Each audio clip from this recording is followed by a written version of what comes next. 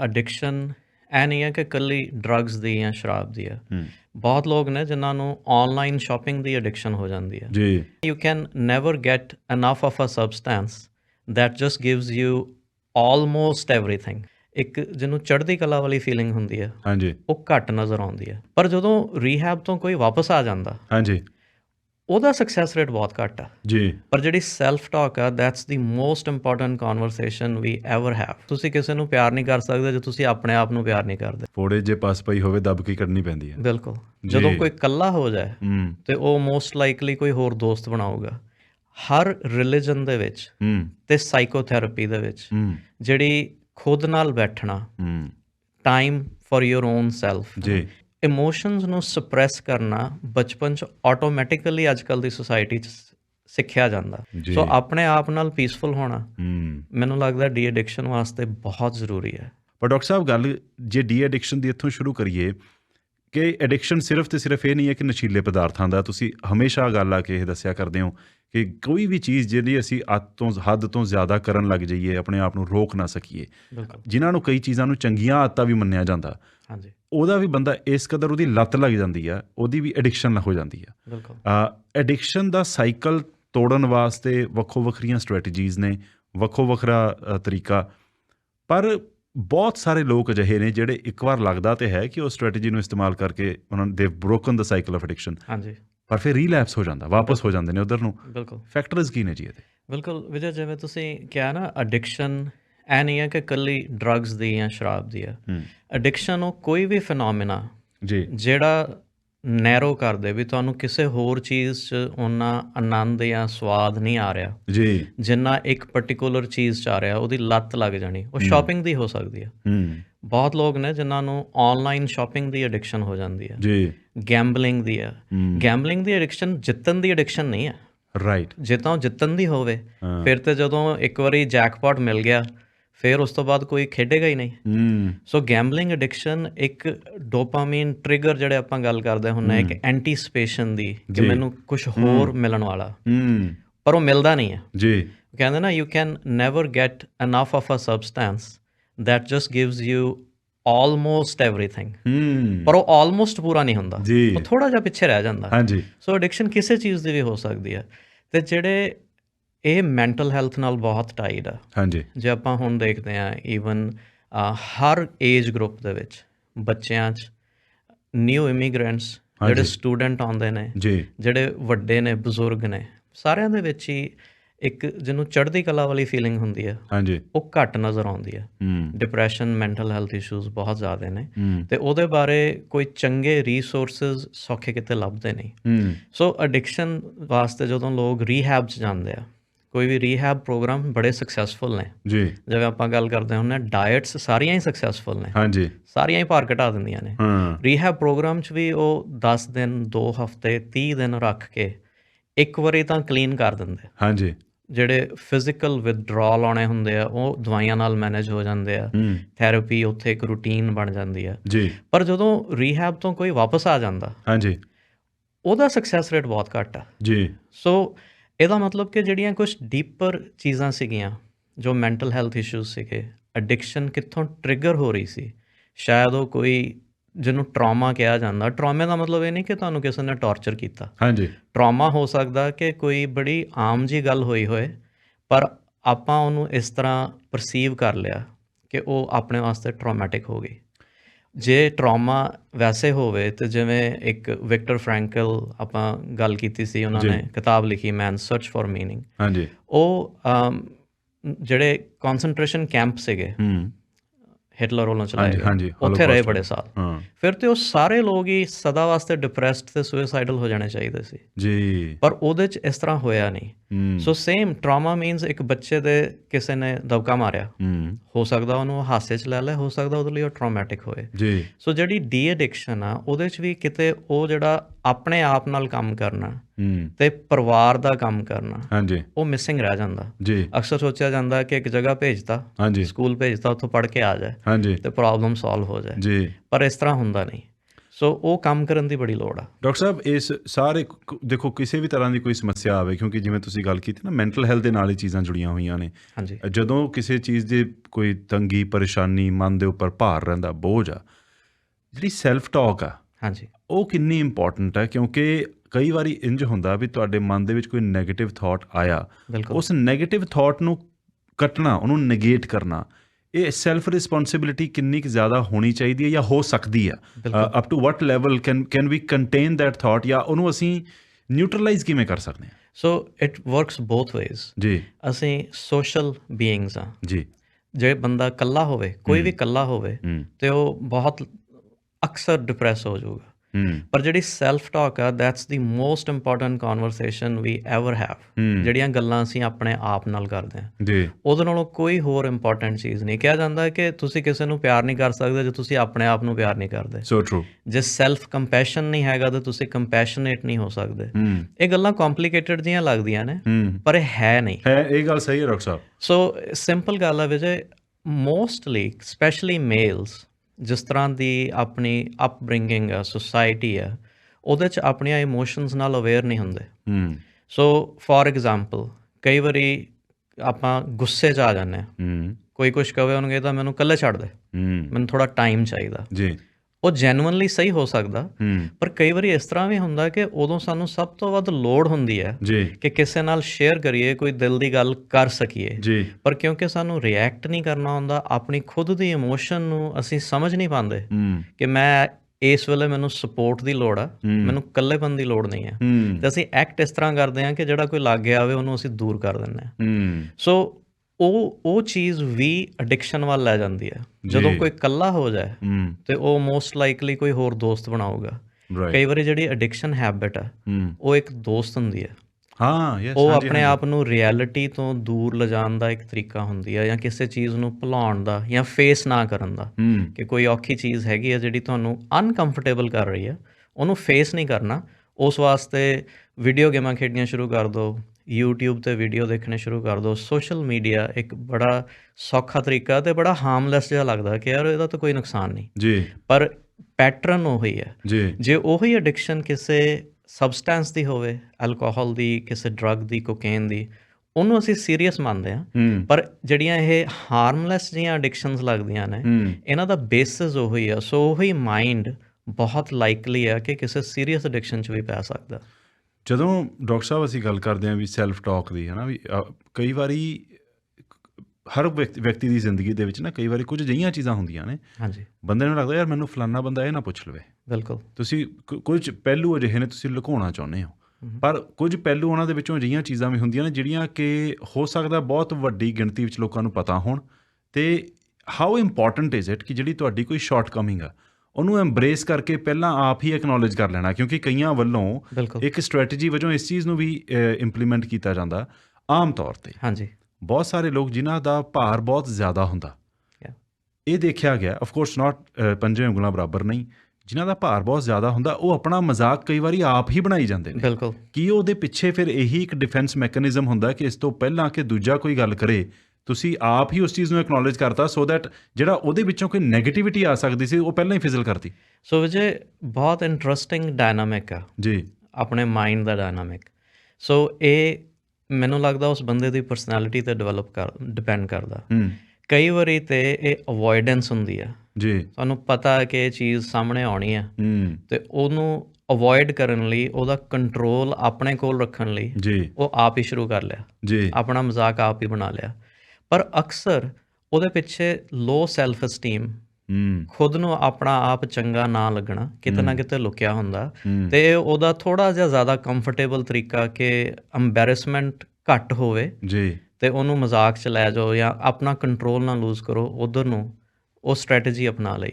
ਪਰ ਜਿਹੜੀਆਂ ਇਹ ਸ਼ਾਰਟਕਮਿੰਗਸ ਆ, ਜਿਹੜੀ ਸੈਲਫ ਟਾਕ ਦੀ ਤੁਸੀਂ ਗੱਲ ਕਰ ਰਹੇ ਸੀ ਜੀ, ਹਰ ਰਿਲੀਜਨ ਦੇ ਵਿੱਚ ਤੇ ਸਾਈਕੋਥੈਰੇਪੀ ਦੇ ਵਿੱਚ ਜਿਹੜੀ ਖੁਦ ਨਾਲ ਬੈਠਣਾ, time for your own self ਜੀ, ਕਿ ਆਪਣੀਆਂ ਸੋਚਾਂ ਦੇ ਨਾਲ ਇੱਕਮਿਕ ਹੋਣਾ ਬੜਾ ਜ਼ਰੂਰੀ ਮੰਨਿਆ ਗਿਆ। ਤੇ ਉਹਦਾ ਪੈਟਰਨ ਆਹ ਹੀ ਆ। ਉਹ ਜਿਵੇਂ ਆਪਾਂ ਗੁੱਸੇ ਦੀ ਗੱਲ ਕੀਤੀ ਕਿ ਕਈ ਵਾਰੀ ਗੁੱਸਾ ਐਕਚੁਅਲੀ ਉਦੋਂ ਦਿਖਾਇਆ ਜਾ ਰਿਹਾ ਹੁੰਦਾ ਜਦੋਂ ਤੁਹਾਨੂੰ ਸਭ ਤੋਂ ਵੱਧ ਲੋੜ ਹੁੰਦੀ ਹੈ ਕਿ ਕੋਈ ਲਾਗੇ ਆ ਕੇ ਬੈਠੇ ਜੀ ਜੀ ਜੀ। ਸੋ ਸੈਲਫ ਟਾਕ ਤੇ ਸੈਲਫ ਅਸਟੀਮ ਇਹਨਾਂ ਵੱਲ ਧਿਆਨ ਦੇਣਾ ਬੜਾ ਜ਼ਰੂਰੀ ਹੈ ਅਤੇ ਬਚਪਨ ਤੋਂ ਸ਼ੁਰੂ ਹੋ ਜਾਂਦਾ। ਛੋਟੀ ਜਿਹੀ ਐਗਜ਼ਾਮਪਲ ਆਵੇ, ਜੇ ਬੱਚੇ ਆ ਉਹਨਾਂ ਦੀ ਸਭ ਤੋਂ ਜ਼ਰੂਰੀ ਇੱਕ ਨੀਡ ਅਟੈਚਮੈਂਟ ਦੀ ਹੈ। ਹਾਂਜੀ, ਕਿ ਉਹਨਾਂ ਨੂੰ ਅਪਣੱਤ ਫੀਲ ਹੋਏ ਜੀ, ਉਹਨਾਂ ਨੂੰ ਲੱਗੇ ਕਿ ਮੇਰਾ ਹੈ।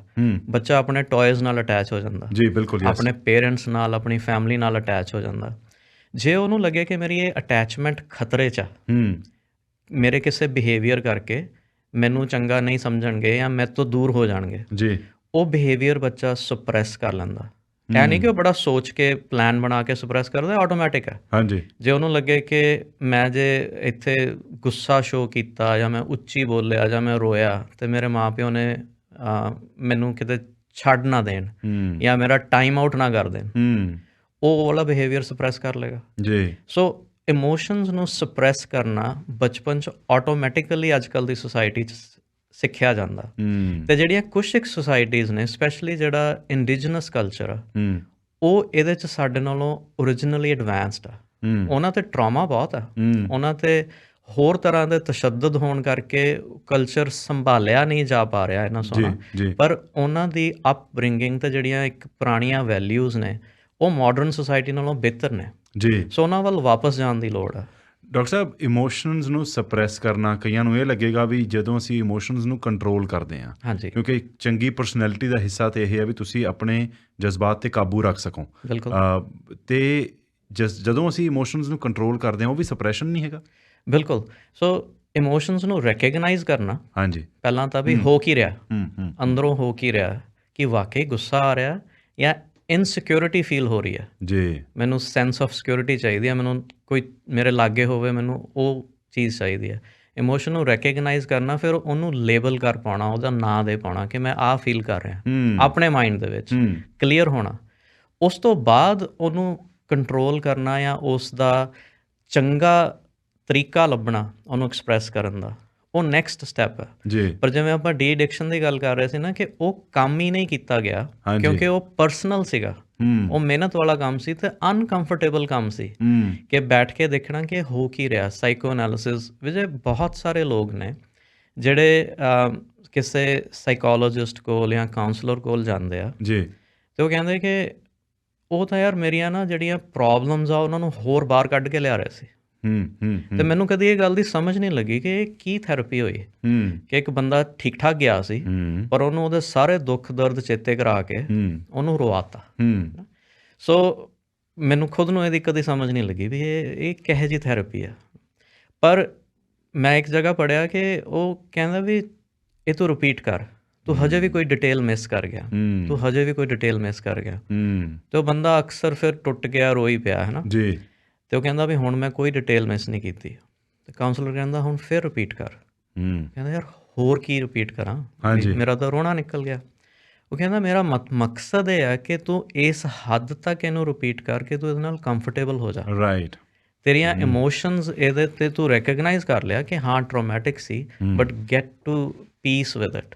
ਸੋ ਆਪਣੇ ਆਪ ਨਾਲ ਪੀਸਫੁਲ ਹੋਣਾ ਮੈਨੂੰ ਲੱਗਦਾ ਡੀ ਐਡਿਕਸ਼ਨ ਵਾਸਤੇ ਬਹੁਤ ਜ਼ਰੂਰੀ ਹੈ। ਜੇ ਅਸੀਂ ਪੀਸਫੁਲ ਨਹੀਂ ਹੋ ਸਕਦੇ ਖੁਦ ਨਾਲ, ਫਿਰ ਉਹ ਕਮੀ ਰਹਿ ਜਾਣੀ ਹੈ। ਫੋੜੇ ਜੇ ਪਾਸ ਪਈ ਹੋਵੇ ਦੱਬ ਕੇ ਕੱਢਣੀ ਪੈਂਦੀ ਹੈ। ਬਿਲਕੁਲ ਜੀ। ਸੋ ਇਹ ਔਖਾ ਕੰਮ ਹੈ, ਅਨਕੰਫਰਟੇਬਲ ਹੈ, ਇਹਨੂੰ ਅਵੋਇਡ ਕਰਨਾ ਬੜਾ ਸੌਖਾ ਹੈ। ਬਿਜ਼ੀ ਹੋ ਜਾਣਾ, ਡਿਸਟਰੈਕਟ ਹੋ ਜਾਣਾ ਬਹੁਤ ਸੌਖਾ। ਅਤੇ ਸੇਮ ਫਿਰ ਇੱਕ ਜਿਵੇਂ ਹੁਣ ਵਿੱਚ ਦੋ ਤਰ੍ਹਾਂ ਦੀਆਂ ਐਡਿਕਸ਼ਨਸ ਨੇ। ਜਦੋਂ ਆਪਾਂ ਐਲਕੋਹਲਿਕਸ ਦੀ ਗੱਲ ਕਰਦੇ ਸੀ ਵੀ ਕਈ ਤਾਂ ਬਿਲਕੁਲ ਚੁੱਪ ਹੋ ਕੇ ਸੁੰਨ ਜਿਹੇ ਹੋ ਕੇ ਬਹਿ ਜਾਂਦੇ ਜੀ, ਕਈ ਬਹੁਤ ਗੱਲਾਂ ਮਾਰਦੇ ਆ, ਰੌਣਕ ਲਾ ਦਿੰਦੇ ਆ। ਬਿਲਕੁਲ।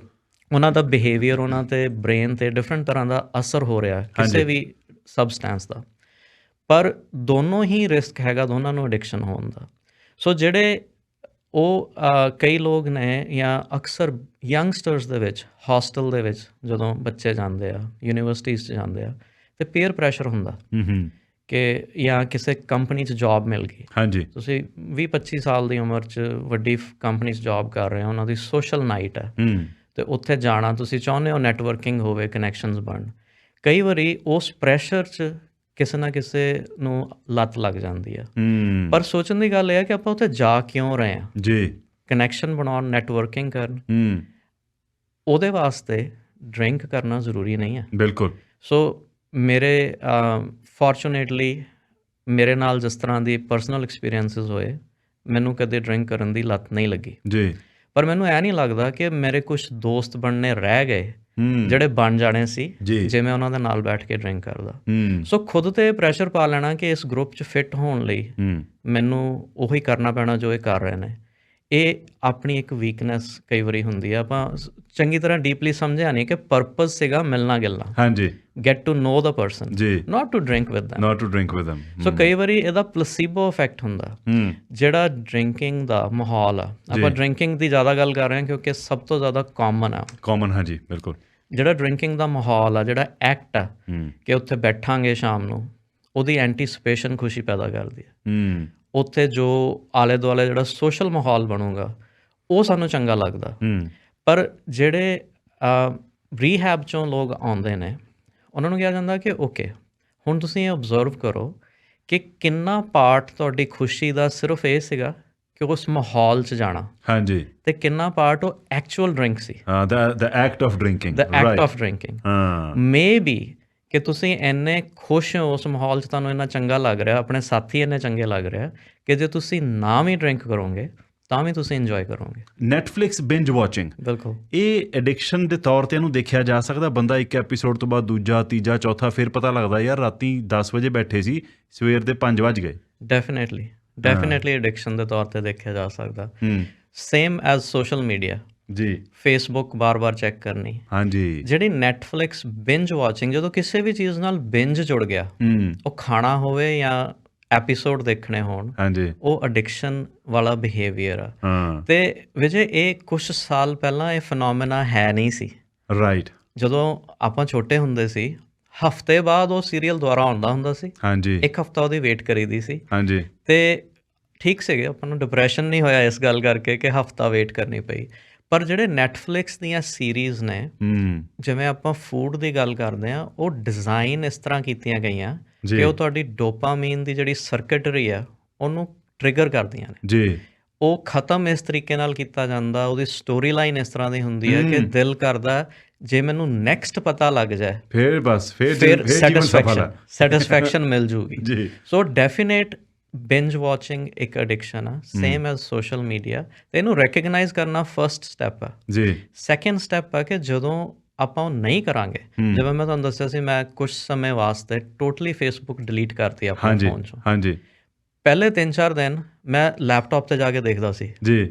ਉਸ ਤੋਂ ਬਾਅਦ ਉਹ ਥੋੜ੍ਹਾ ਜਿਹਾ ਔਖਾ ਹੋ ਗਿਆ ਕਿ ਬਾਰ-ਬਾਰ ਲੌਗਇਨ ਕਰਕੇ ਦੇਖਣਾ, ਹਾਂਜੀ। ਫਿਰ ਉਹਦੀ ਲੋੜ ਹੀ ਨਹੀਂ ਮਹਿਸੂਸ ਹੋਈ।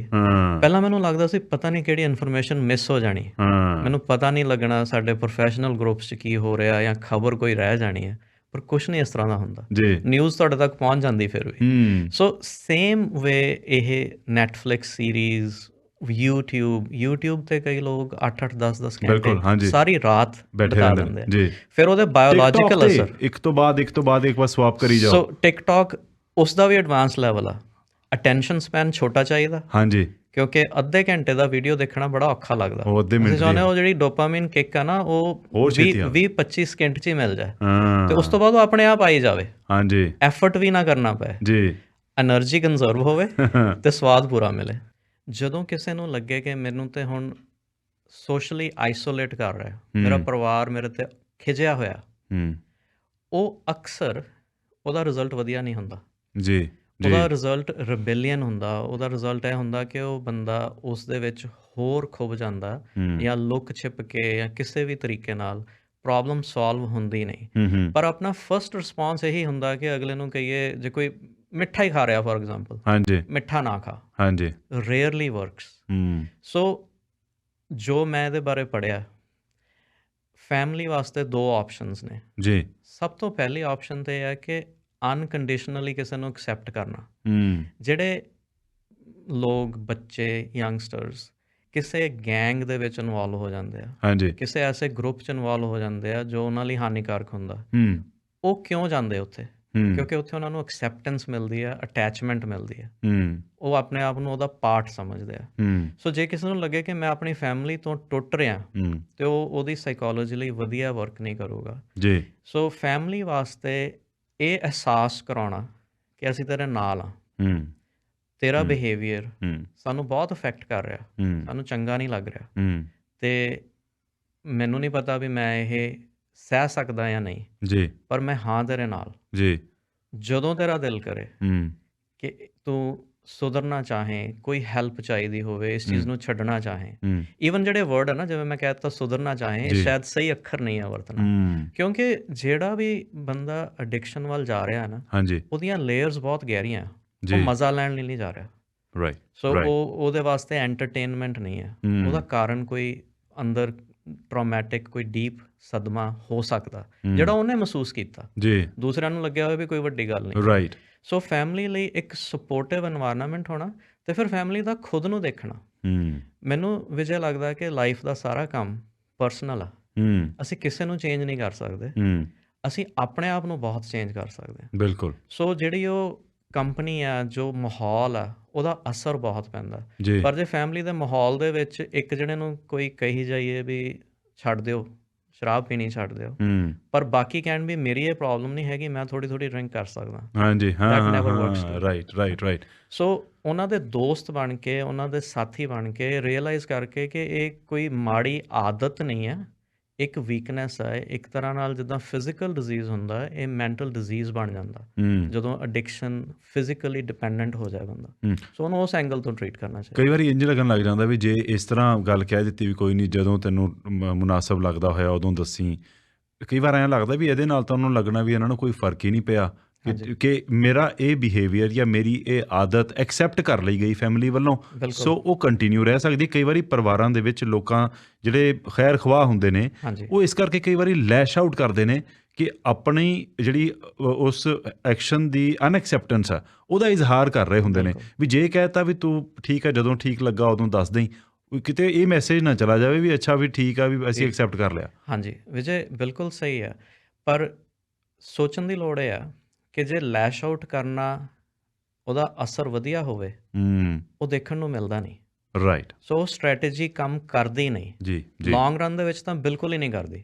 ਹੋ ਸਕਦਾ ਥੋੜੀ ਦੇਰ ਲਈ, ਸ਼ਾਰਟ ਟਰਮ ਲਈ, ਖੁਸ਼ ਕਰਨ ਲਈ ਕਿਸੇ ਨੂੰ ਕੋਈ ਆਪਣਾ ਬਿਹੇਵੀਅਰ ਚੇਂਜ ਕਰ ਲੈ, ਪਰ ਜਿੱਦਾਂ ਹੀ ਮੌਕਾ ਮਿਲੂਗਾ, ਜਿੱਦਾਂ ਹੀ ਉਹ ਖੁਦ ਨੂੰ ਕੈਪੇਬਲ ਸਮਝੂਗਾ ਜਾਂ ਇੰਡੀਪੈਂਡੈਂਟ ਹੋ ਜਾਊਗਾ, ਉਹ ਹੋਰ ਡੀਪ ਉਹਦੇ 'ਚ ਚਲਾ ਜਾਊਗਾ। ਜੀ। ਸੋ ਇਹਦਾ ਮਤਲਬ ਇਹ ਨਹੀਂ ਕਿ ਅਸੀਂ ਉਹਨੂੰ ਐਕਸੈਪਟ ਕਰ ਲਿਆ, ਉਹਦਾ ਬਿਹੇਵੀਅਰ ਐਕਸੈਪਟ ਕਰ ਲਿਆ, ਅਸੀਂ ਉਸ ਇਨਸਾਨ ਨੂੰ ਐਕਸੈਪਟ ਕਰ ਲਿਆ ਕਿ ਤੇਰੀਆਂ ਜੋ ਵੀ ਵੀਕਨੈਸਿਸ ਆ ਤੇ ਜੋ ਵੀ ਤੇਰੀਆਂ ਚੰਗੀਆਂ ਗੱਲਾਂ, ਉਹਨੂੰ ਮੈਂ ਅਨਕੰਡੀਸ਼ਨਲੀ ਤੇਰੇ ਨਾਲ ਆ, ਪਰ ਤੇਰਾ ਇਹ ਬਿਹੇਵੀਅਰ ਮੈਨੂੰ ਬਹੁਤ ਤੰਗ ਕਰ ਰਿਹਾ ਤੇ ਮੇਰੇ ਤੇ ਇਹਦਾ ਮਾੜਾ ਅਸਰ ਪੈ ਰਿਹਾ, ਤੇ ਮੈਨੂੰ ਨਹੀਂ ਪਤਾ ਮੈਂ ਕਿੰਨੀ ਦੇਰ ਟੋਲਰੇਟ ਕਰ ਸਕਦਾ। ਆਈ ਥਿੰਕ ਇੱਕ ਓਵਰਆਲ ਨਾ ਜੀ ਇੱਕ ਸੋਸ਼ਲ ਮੈਸੇਜ ਰਿਹਾ ਜਾਂ ਪਰਿਵਾਰਾਂ ਦੇ ਵਿੱਚ ਮੈਸੇਜ ਆ, ਇਹ ਗੱਲ ਚੇਤੇ ਰੱਖਣੀ ਬੜੀ ਜ਼ਰੂਰੀ ਆ ਕਿ ਕਈ ਵਾਰੀ ਇੰਝ ਹੁੰਦਾ ਵੀ ਮਾਪੇ ਤੇ ਬੱਚਿਆਂ ਦਾ ਆਪਸ ਦੇ ਵਿੱਚ ਨਾ ਤੁਹਾਡੇ ਜਿਹੜੇ ਵਿਊ ਪੁਆਇੰਟ ਆ, ਨਜ਼ਰੀਆ, ਉਹ ਮਿਲਦਾ ਨਹੀਂ।